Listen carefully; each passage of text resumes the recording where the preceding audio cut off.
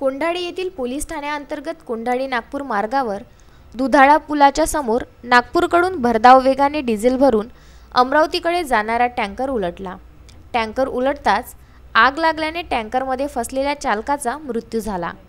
पण टँकर उलटताच घटनास्थळी मदतीकरिता पोहोचलेल्या दुधाळा ग्रामपंचायतचे उपसरपंच प्रकाश गुजर व कोंढाळी ग्रामपंचायतचे सदस्य कमलेश गुप्ता यांनी दिलेल्या माहितीनुसार टँकरमध्ये चालक व क्लीनर असे 2 लोक मदतीकरिता ओरड करीत असल्याची माहिती दिली।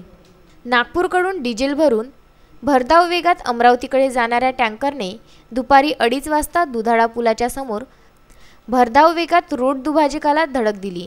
त्यामुळे घासत जाऊन टँकरचा टायर फुटला व टँकर रोड दुभाजकावरच उलटला।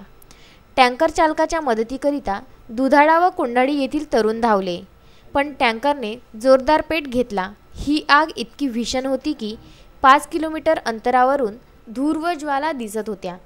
कोंढाळी पोलिसांनी तात्काळ दोन्ही बाजूची वाहतूक बंद करून मदत व बचाव कार्य सुरू केले। काटोल नगर परिषद, सोलार एक्सप्लोसिव्ह, नागपूर महानगरपालिका असे 4 अग्निशमन बंबाच्या मदतीने आग विझवण्याचे प्रयत्न सुरू झाले।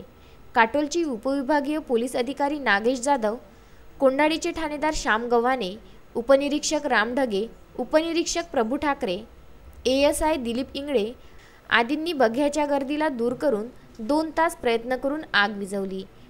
पण टँकरच्या कॅबिन मृतकाची हाडे दिसत आहे, पण कॅबिनमध्ये नेमके किती लोक होते हे अद्याप स्पष्ट झालेले नाही।